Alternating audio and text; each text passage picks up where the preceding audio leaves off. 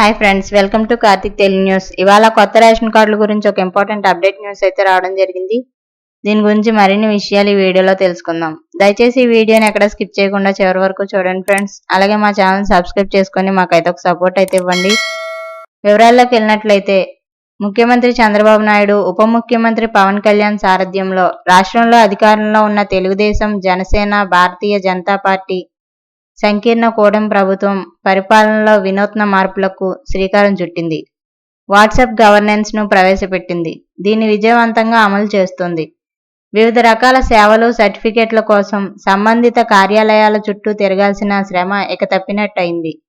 అందుబాటులో ఉన్న ఆధునిక సాంకేతిక పరిజ్ఞానాన్ని వినియోగించుకుంటూ పాలనాపరమైన సంస్కరణలకు చంద్రబాబు, పవన్ కళ్యాణ్ సర్కార్ తెరతీసింది.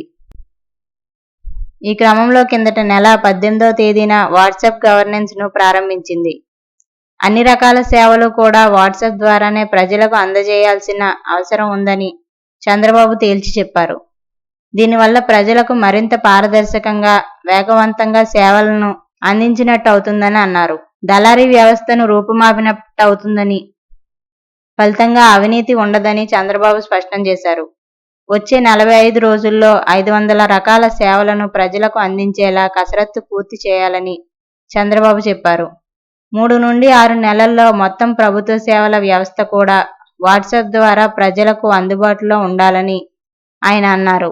మనమిత్ర ప్లాట్ఫామ్కు 500 కంటే ఎక్కువ సేవలను జోడించడానికి 45 రోజుల గడువును విధించారు.